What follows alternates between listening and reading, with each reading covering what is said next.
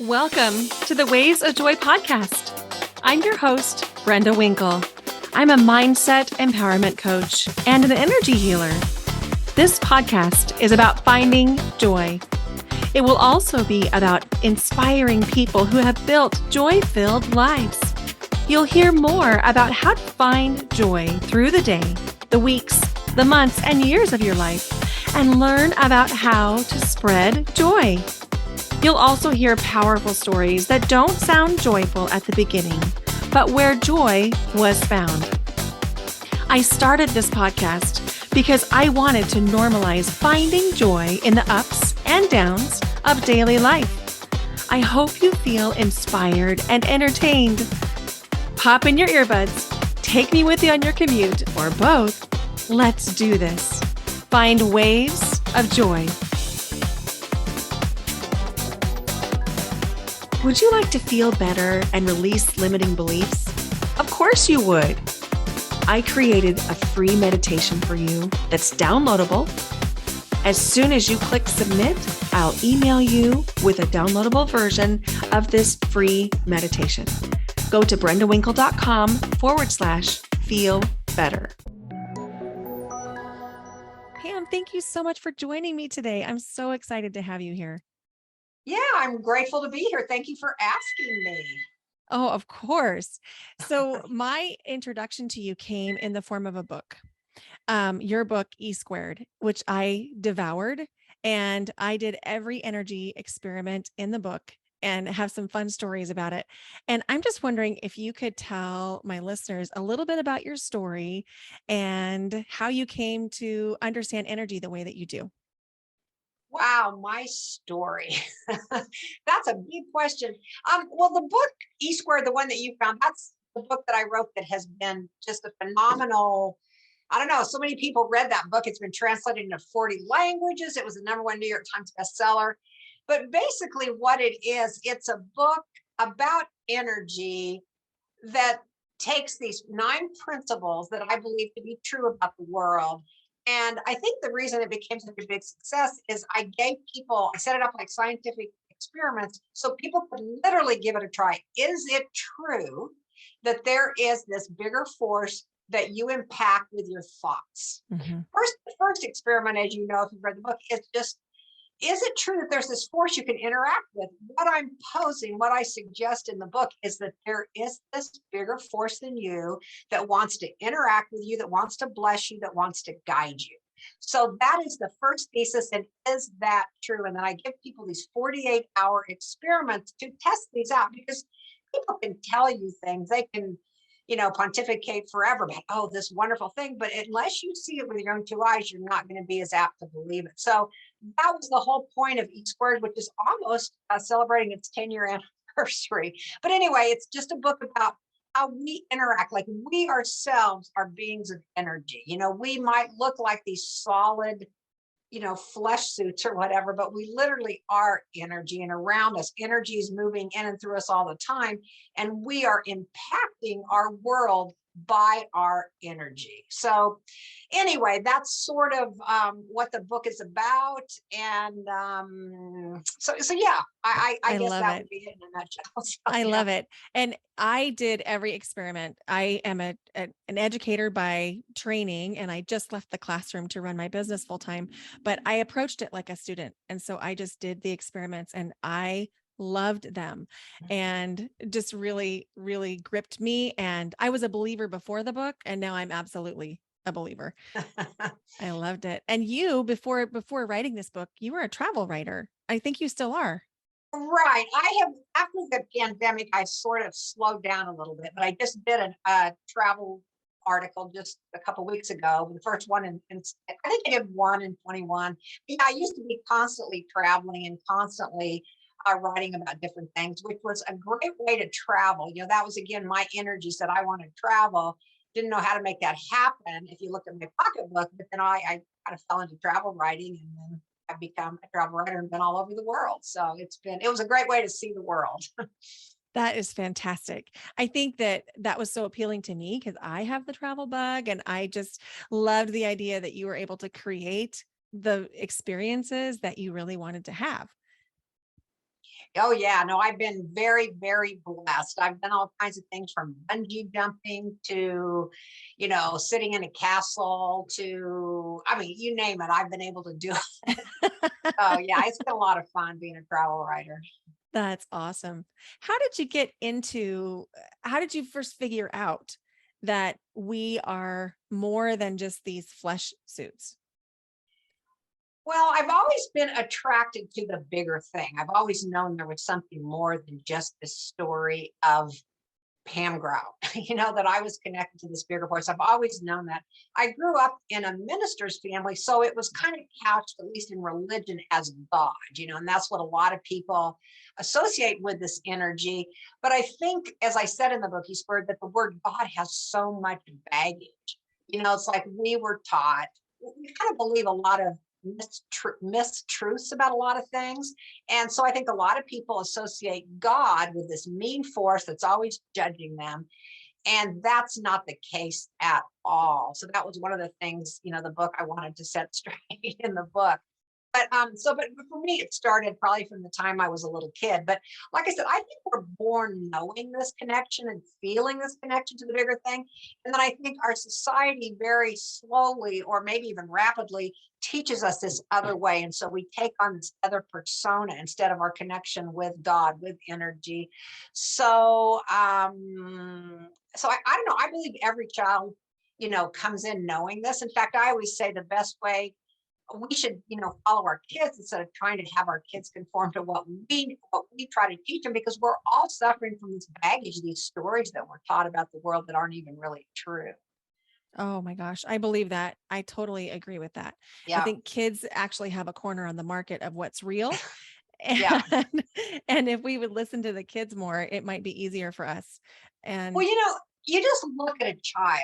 Like today, I was sitting in a coffee shop and this mom got out with her little kid, probably was just learning to walk. I love watching this little child walk in. I mean, she's walking in, there's this rock, and she stops and she looks at it and picks it up.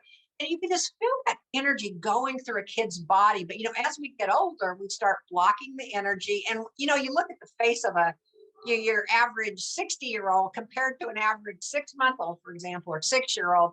And just little by little, we block that energy that's coming through, that connection to the bigger thing. And I think kids, you just look at them, they're alive, they know their imaginations about everything. So really, truly, you're right. Kids do have the corner on the market as far as understanding how these principles work. yeah, yeah. When you were saying that we block it, I was thinking about one of the experiments that I tried in your book, and I was blocking it. And it was the experiment that you mentioned in looking for the sunset beige cars. Oh, yeah. And so I was looking, I don't know, somehow I had sunset on the brain and I was thinking that it was going to be an orange car. And so I was looking for these orange cars and all I saw was this weird tan color all day long, just this weird tan. And finally I came home and I thought, every other experiment I've tried in this book has worked. So there's something wrong in my execution of the experiment. The experiment isn't what is the problem here. So I went to my computer and this was 10 years ago. And so it took me a little time and I Googled sunset beige and it came up with a paint color like you would paint your walls. And it was kind of orange. And I thought, I still don't think that's right. So I searched sunset beige car. And then I realized that the car I'd been seeing all day long was sunset beige. And still, just because there was this part of me that didn't quite believe, I went out and recounted, set a timer. And in 7 minutes, I saw 9 sunset beige cars. And it was just the perfect demonstration of how the things that we want are right in front of us and we block them for whatever reason. Right. The minute we make an intention, we have created it. But we have to get to that frequency where we can see it. And it's kind of funny you mentioned that. I mean, you took the experiment quite literally, which is great. But some people would say, I'm going to, and some really weird combinations. Like one woman wrote to me and said, I'm going to look for a red car with white polka dots. And sure enough, she saw that, sent me a picture. Others would say, I'm going to see Teslas. This nowadays you see Teslas everywhere, but this was way back when there weren't so many. And she saw a whole, those things where they pack on all the Teslas to ship them somewhere. She saw a whole one of those that she was driving. So, people took it literally like the sunset beige, but a lot of people didn't. And I sort of encourage people to do it how you want. Like, I think that's one of the things that happens. We are so busy following rules and doing things the way we're taught to do things, that this mystery, this force, this beauty evades us again because we're so busy following the rules. But anyway, I'm glad you figured out that sunset beige didn't have to be this orange. And now that you say that, it's like, yeah, I can see where you might have thought that, that sunset would be orange or yellow or red or whatever. But anyway, yeah. Oh, I love what you said about following rules. And I think that the rule following keeps us stuck in so many ways. And one of the ways it keeps us stuck is when you were talking about finding the frequency that, the frequency where we want to be. I understand what you mean. Could you unpack that a little bit in case a listener is like, frequency? What do you mean? Well, just like a radio station has a frequency. So, right now around us, there are all kinds of radio waves, television waves, streaming waves, but we only will listen. Say if we put it on 99.2 or whatever the radio station happens to be, then we listen to it. So those are frequencies that those radio towers are putting out. As individuals, we also put out a frequency, just like those radio stations. And so we dial into the frequencies that we have trained ourselves to believe. And most of us are in such a tiny frequency when there's so much possible. So anyway, that's kind of what I mean by frequency. They're invisible, like this energetic force that we're all connected to is invisible. So a lot of people don't trust it. I mean, one of the lessons, one of the misnomers that we're taught is that unless you can see it with your eyes, it's not there. But that's what the book intends to prove, that a lot of things are there, but we're just not seeing them because we're tuned into a different frequency. Again, you can't listen to 99.2 if you're tuned into 87.3 or whatever it might be. So you really do, one of the things I encourage people to do is to tune into a different frequency. And one of my books, in fact, is called Thank and Grow Rich, which of course is a takeoff on Napoleon Hill's Think and Grow Rich.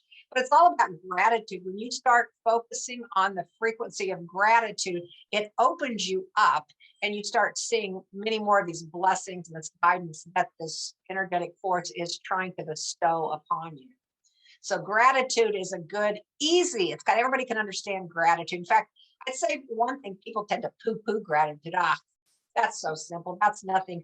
It's everything, because that's what you're open to. That's what you're looking for. So to me, gratitude's a really important way to get into that frequency of this higher frequency where, the miracles and blessings are more apparent to you. I love that. I love that. And I loved the book, Think and Grow Rich. I'm a big believer in gratitude and appreciation and sort of attracting more of that by being in that frequency. But it's not even about attracting, it's about how good it feels. It feels so good. Mm-hmm. I love it. Do you have a favorite memory or a favorite story about something that came into your experience because of holding a frequency in a certain way? Well, one of the things I often say after writing this book, especially when I wrote East Bird, kind of back in, I don't remember what chapter it was, I said, if you have a good story, send it to me. And I had my email listed there.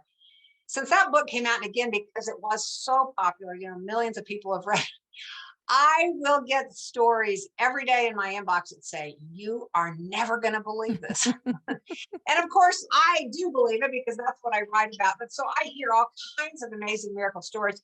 So when you ask me what's my favorite, I have to really give it some thought, because every day I hear stories, real specific things like, and really weird things. Like somebody wanted, one that just recently came to me that just sprung to mind right now, is a guy that wanted, this guy he was working with was, because I'm into Course in Miracles. So anyway, he decided he wanted to manifest the Course in Miracles book, because his friend he worked with was always talking about the Course in Miracles.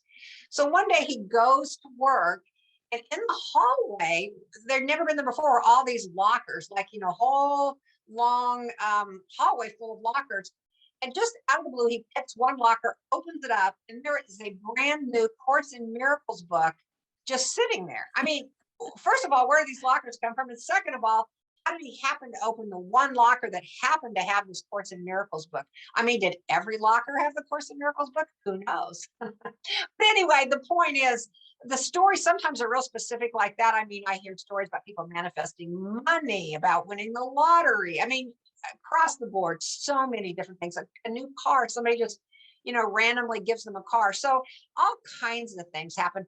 The stories that are my favorite, I'm not really so much into material things. So I love the kind of stories where, relationships get healed, or people that, hadn't spoken for a long time suddenly get reconnected. So I tend to love those sort of stories. In fact, I think stories about material things are part of the way we have been deluded, believing that's so important. It's like we believe these physical bodies are so important when we're so much more. And so I think material things is what people often think of as manifestation, but to me, there's a lot bigger, better, wonderful manifestation. So nothing, I mean, nothing springs to mind. If you want, I can give it some more thought and come up with something. Oh, no, you just gave Yeah. a lot of examples. And I would agree with you that it's oftentimes the intangible that feels even juicier than the tangible, but that the tangible is sort of low-hanging fruit where it's easy to talk about, it's easy to describe, and it's easier for people to believe maybe the tangible stuff, but the intangible stuff, that's where the good stuff lies. Totally. Yeah. Yeah. Like you mentioned, feeling a certain way. I mean, that's really what it's all about. If you get on that gratitude frequency, everything seems like a miracle. And that is true about life. Everything's a miracle.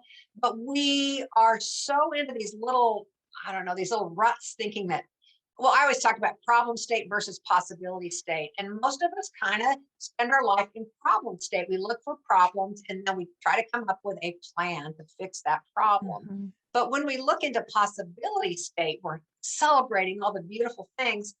Then what ends up happening is more of that comes to us. I'm sure you've heard this: what you appreciate appreciates.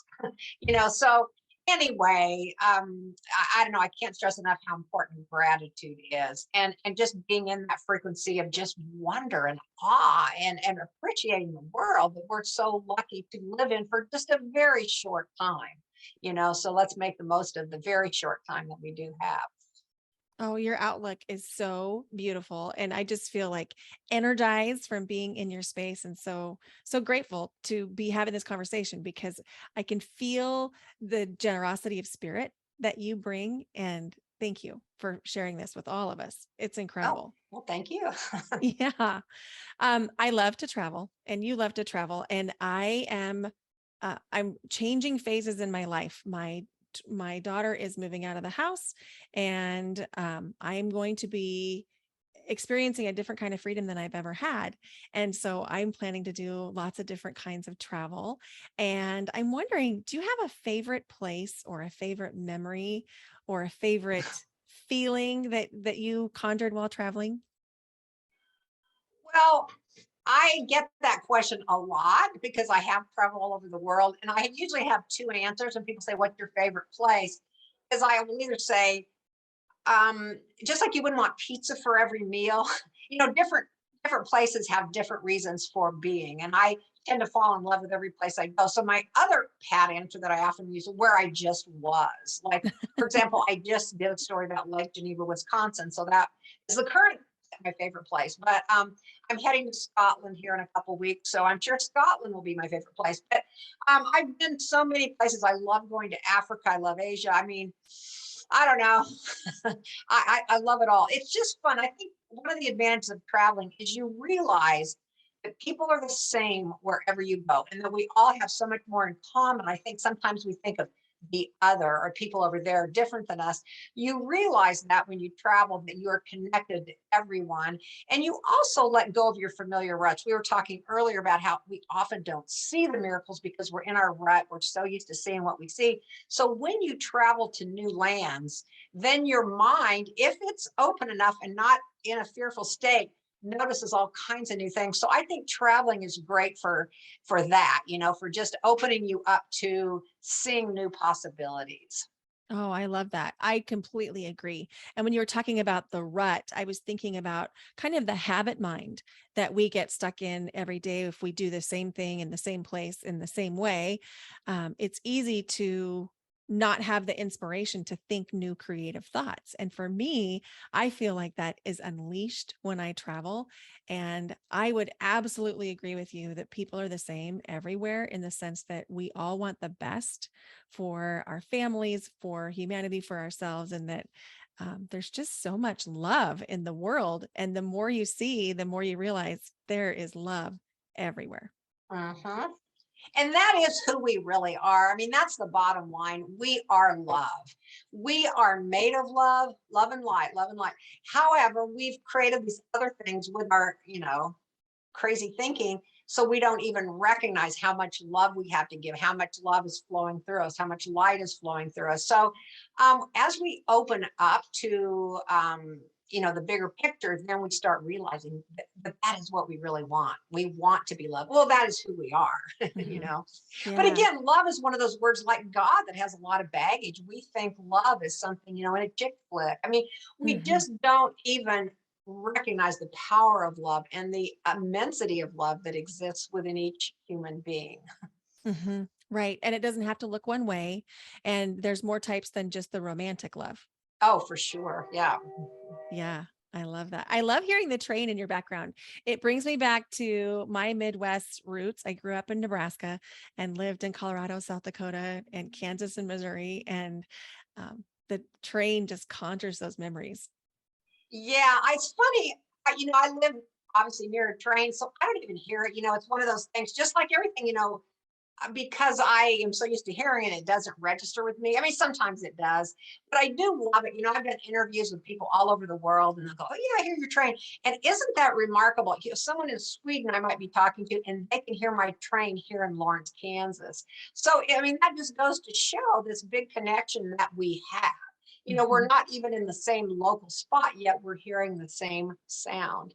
And, that is true. Like, the entanglement thing that they learn in physics, that once you're connected to that, and again, once you even think about something, you are connected to it, and you may block it from your awareness at that point, but yes, it's still there. So Mhm. that's kind of a cool thing. In fact, one of the things I do talk about a lot in my book, in all my books actually, is some of the implications of physics that we've learned that started more than 100 years ago. One of the things I say, we haven't applied these truths that we know from quantum physics in our own lives yet. And when we do, as who was it that said it? Was it Edison? Was it Tesla? Somebody said that when we, no, it was Charles Steinmetz or something, but he said, once we learn to apply the energetic principles to our lives, everything's going to open up. I think he said once we apply it, once we put it to scientific tests, everything's going to open up. So, it took us a while to even, we still can't wrap our minds around this mysterious world of quantum physics, but we are interacting with that, and we're using that even if we're not aware of it. It's Mhm. at play in our lives, I guess is what I'm trying to say. Absolutely. And I love that you highlight the science. There is science to prove that we are connected about this entanglement and the mirror neurons. And I mean, there's science to back it. And yet we, as a society, as people, we sometimes say, no, that can't be because I need the science, but the science is there. The science is there, and a lot of groundbreaking scientists are being kind of quieted. Like people, oh no, that I don't know. It's just like people want to keep things the way they are. People are afraid of these new discoveries and these new ideas. So it's really important, again, to get out of our ruts and to get open to me, the most powerful thing you can say is, I don't know. And Mhm. when you don't know, then anything's possible. Whatever you think you know, that's what you're going to see. Because again, it's so powerful. It's like, once we see something, once we believe something, we literally collapse the wave, and that's all we can see. So by not knowing, we're more open to that bubbling cauldron of possibility. So I love the phrase, I don't know, but I'm willing. I'm willing to experience, the bigger reality. Oh, that might be my new favorite. I don't know. I sold my house. I'm still living in it. We don't close until the end of the month, next month. And people say, "Where are you going to move?" And I keep saying, "I don't know. I literally don't know." It could That's be anywhere. exciting. It is really exciting. And I think just even on a tangible level, applying that to this situation where I'm talking about moving, it feels so exciting to not know. And then if you take it to bigger levels, like saying, I don't know what this could be. I don't know what this next step is going to lead me to. It also feels expansive and exciting. And I feel like when people feel nervous about doing this, they call it their comfort zone. But I heard someone say that it's not a comfort zone, it's a familiar zone. It's not actually all that comfortable. Yeah, that's a good point. Very good point. Yeah. How would you say if somebody felt nervous to try something new, to say I don't know, to just explore the possibilities, what would you say would be a good starting place for them?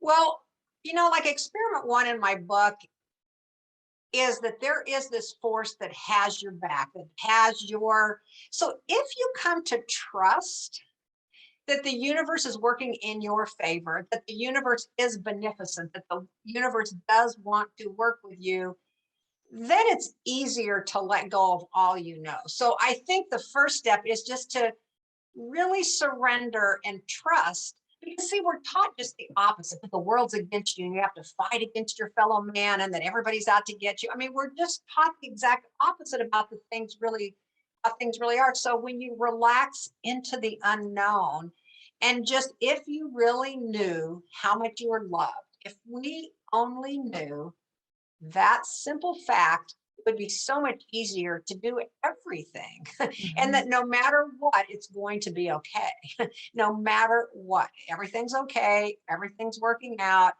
And again, like I've said, I think in several of my books, the universe has our backs. I mean, it wants to Mhm. do all these things for us. So that alone, once you get over the fear, that makes it harder. I mean, when you're fearful, it's like you're not open to all the things that could happen. So just it's easier to let go when you recognize that you are loved, that Mhm. you are love, and that that's the only reality. Yes, I love that. I was feeling myself get emotional as you were talking because it just rings true. I have like this emotional meter thing that starts to happen and the tears start to fall and my nose starts to run when I when I feel that. I just feel that so profoundly. Thank you. Thank you for sharing that. Um, I lost my train of thought, which just doesn't happen to me very often. I was so moved by what you're saying about just knowing that you're loved and knowing that you're supported. And I actually have a reminder on my phone. Every day it's a calendar alert and it says everything is working out for me. And so every day a little ping. So no matter what's happening in the day, I get that little reminder and it feels really nice to remember. Yeah, I've got that saying on my dashboard of my car, and it sets on the car, and then it's reflected in the mirror. So whenever I'm driving, I see that everything's always working out for me, or everything always worked out for me, or whatever it says. But anyway, yeah, that is a good reminder. Love that you have that on your car. That is Yep. so cool. I really feel like being generous of time and spirit and energy and resources is a beautiful way to feel connected to other people. And I know that you have a charitable foundation.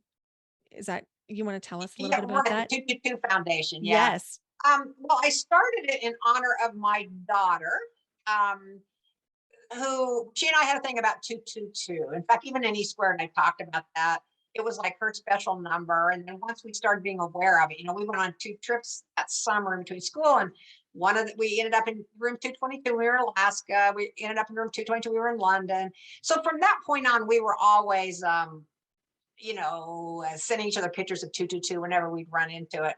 So anyway, after she passed, I started a foundation, and it came to me really early after she passed. Was that every year on 222, February 22nd, we would give a grant to a person, an organization that is working to change the consciousness of the world. See, to me, until we really change the consciousness of the world, until we realize that most of what we believe is not true, we are going to be stuck in the same old patterns. We're going to keep repeating the same old things. So we really need to change our consciousness. And once the consciousness changes, that is when everything else can change. So to me, that's the most important thing. And that is, what the foundation is all about. So I feel like I'm being guided with Taz to reward various organizations that are doing that. Like the first year, I happened to be in India right after she had passed. It's kind of a long story, but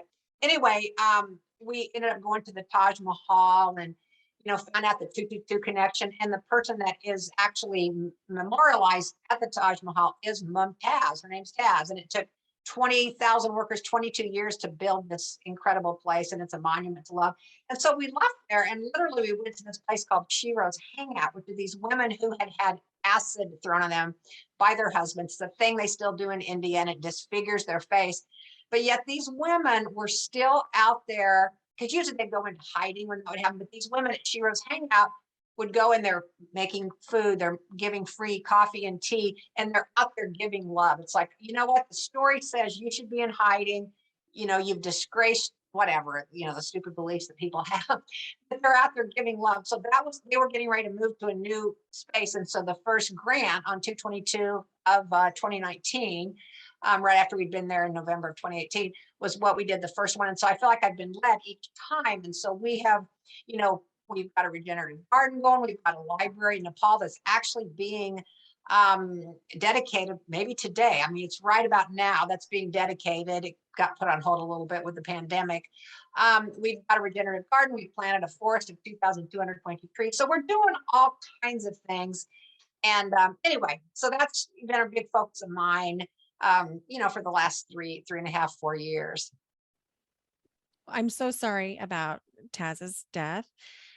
Giving you heartfelt condolences. I was on your email list even at that time, and just sent you so much love, and still do send you so much love. And thank you for what you're doing to raise the consciousness of the planet, because I believe you're onto something. I believe that you're right.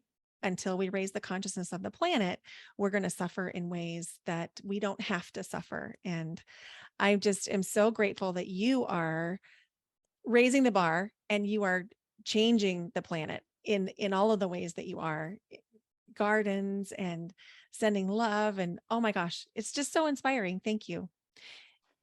If someone wants to contribute and wants to support the 222 Foundation, how do they do that? You can just Google it. Actually, on my website, there's a whole thing about the 222 Foundation, the Pam Grout 222 Foundation. Anybody that Googles it can find it. But I suppose my website is a bit of a way to kind of get there. We just recently did a big benefit concert with Karen Drucker, who's a singer that does a lot of positive songs. She and I wrote a song together. But anyway, we did a benefit concert with 3 musicians there. That was just a couple weeks ago. But so anyway, we've always got something going. We did some special projects during the pandemic, but anyway, we're always coming up with new ways to give. And again, I think that's what makes people happy is giving. We've got it all wrong. We think we want to give. We really want to give. That's really the truth about who we are. Mm-hmm. I love that. I love that. I'll be sure to link your website in the show notes here too. Okay. Sounds good. Yeah. So I have just some rapid fire questions for you, but don't feel obligated to keep them short. Sometimes they're short. Oftentimes they're not. So we'll just go with the flow. What is in your morning mug? My morning mug. I'm not one that drinks coffee every morning. So it varies. Sometimes I'll have a latte. Sometimes I have a cup of tea. Sometimes I just drink a big glass of water. So I don't have that consistent morning mug. Oh, I like that answer. That is very cool. Yeah. Who inspires you? Well, my daughter has always inspired me. Like, I feel like I was just so blessed to get to be her mom, even though it was only for 25 years in the physical form. I feel very blessed by that. I think anybody that's giving great service inspires me, that knows that there's nothing to fear and that we are here to love, and that to be brave enough to love and then just to see what happens. So I'm involved with an outfit called Service Space. In fact, that was who we gave last year's 222 money to. And they're an all volunteer army. They never ask for money. It's just all about, creating good and doing service. They've got a Karma kitchen, where you go in, the food's free, and then, you can pay it forward if you want to. You don't have to. They've done all kinds of, just amazing projects. There's more than 1 million people around the world that are working with Service Space. So they inspire me a lot. Nipun Mehta, who started it, was an engineer, Silicon Valley engineer. And he just wanted more. So he started out volunteering, it's like on the weekends at night or whatever. And then he wanted more. So he quit his job and said, I'm going to give myself to service full time. And then from that, this whole service space has developed. And again, being led at all times. And people might say, well, how does that work? He so inspires people that, I just gave him some money. There was some guy over in Europe one time, he was talking about his mission, and he's been doing this for a long time now. Just gave him $1 million. So we believe certain things like how money comes, how resources come. That's a limitation. I mean, we can continue to believe that if we want, but if we're out there following our passions, following our hearts, everything will work out. And that's really the mission and the message of the 222 Foundation is follow your heart and it will all work out. That's the most important thing you can do. I love that. I absolutely love that. I often say I just have adopted a new mantra, which is joy is my job and my thoughts are my employer. Oh, I like it. Just really following my heart, following what feels good and making that the number one priority. And it's really fun. Yeah. It's really fun. Is there a song? Oh, sorry. Go ahead. I was just to say, I really like the name of your podcast. I'm sure that's what, inspired me to say yes to doing this podcast. Waves of Joy, right? Isn't that the name that's of it? it. That's a great name. So Thank anyway, you. Go ahead. Thank you. I appreciate that. Yeah. I was going to ask is there a song that every time you hear it, you're just like, yes, this feels so good. Well, one of the songs I've played in, I used to do what I call play shops, other people might call workshops. And I often played that song Happy, and I did an experiment with it, the Pharrell Williams song. So that's one that, kind of stands out. And I love when it just accidentally plays. So that's the first one that springs to mind. I love that. That's on my High Vibes playlist. I have this, it's called High Vibes, and all the songs are really positive, high energy, just feel good songs. And that's one of my favorites too. Yeah. Do you listen to podcasts? Is there one that you would recommend? Oh, wow. I do like podcasts. I used to listen a lot to On Being, which was Krista Tippett, and she has gone on hiatus. And I don't know whether she's just ended, but I mean, they're still out there. I mean, a lot of the old ones are really wonderful. So I really liked On Being. What other ones have I listened to? I've dipped into different ones here and there. Trying to think of something I've listened to recently. I've listened some to Tim Ferriss. I haven't lately, but he's one. Pete Holmes is a comedian. I've listened to some of his. So it kind of, I go in stages, where I listen to. It's fun sometimes if you're out on a walk or something to put a podcast in and listen. I like to do that too. Yeah, I love it. So my last question is, if you ever find yourself in a funk, feeling sad or mad or frustrated, what do you do to flip the switch and access joy? Well, I'm a good student of A Course in Miracles. In fact, my most recent book is The Course in Miracles Experiment. And one of the things they suggest in there is when you notice, like, they said, get up each morning and make your intention for the day. And the intention would be nothing but joy, right? So if you feel something that's not that, then you have made an incorrect decision. I mean, that's the truth. If you're feeling something that brings you less than awe, wonderment, glee, you've made a wrong decision. So at that point, this is what the Course in Miracles suggests, is you literally say to the Holy Spirit, call it the energetic force, call it whatever you want, help me see this differently. Because the only thing that can ever be wrong in any situation is the way we're thinking and believing about it. So if we're thinking and believing erroneous thoughts about something, it can bring us less than joy. It can make us sad. It can make us all kinds of things. So I just ask for help from this higher force, which to me is truth, about a different way to look at this. So how can I see this differently? That is a beautiful, beautiful answer. Thank you. Pam, thank you so much for being here with me today on Waves of Joy. It just means more to me than I can even say. Well, thank you for having me, Brendan. Thank you for following up and making it happen. So thank you. You're welcome.